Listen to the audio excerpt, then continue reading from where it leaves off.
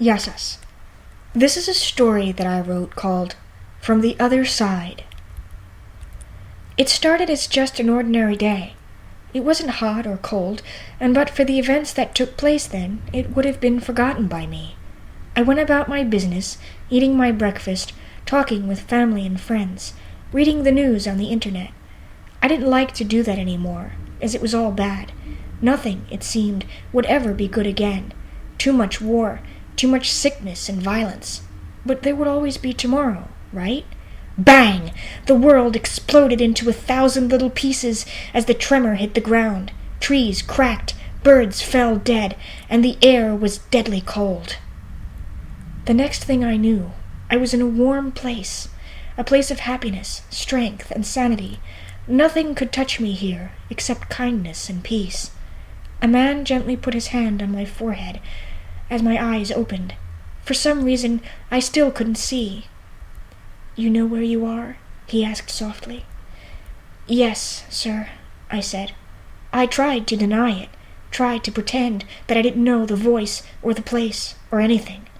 I shut my eyes again, but the tears came anyway. He sat then, saying nothing, but letting me experience the grief that was all too palpable, too real to be ignored, and unstoppable by any force of God or man. "Elada," I said weakly, then making a joke, because that was all that was left to me. "I guess the commies are happy now. We're all equal."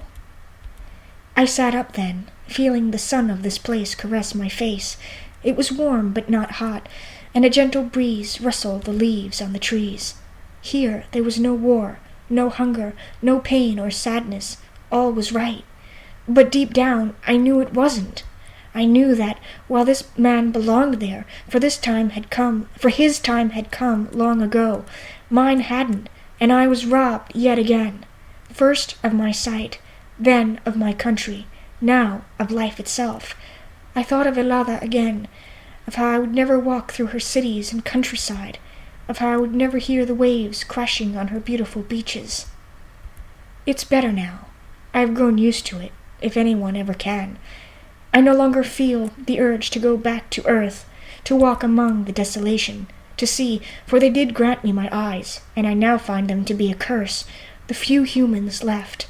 They walk in shadow, always living in fear of someone grabbing them, pinning them to the ground, and stealing whatever little morsel of food they manage to find. Many have come here with that story. You could see the fear in their eyes when they wake up, before the peace settles in. I don't go there anymore. And as I sit and talk with the philosophers and the teachers and the saviors of a world gone by, I wonder, will things ever change, now that the bombs and the guns are gone, along with almost all of us? Will humanity stop being so careless about life? Somewhere, in that most beautiful land, a seed survived the blast. It works its way into the soil, taking root. It may be mutated or whole, but it will fight with every bit of strength to become something, some kind of tree. Maybe now we can fight to be humans once more. They're doing the roll calls for reincarnation this morning. Maybe I'll join them in another 100 years or so. The end.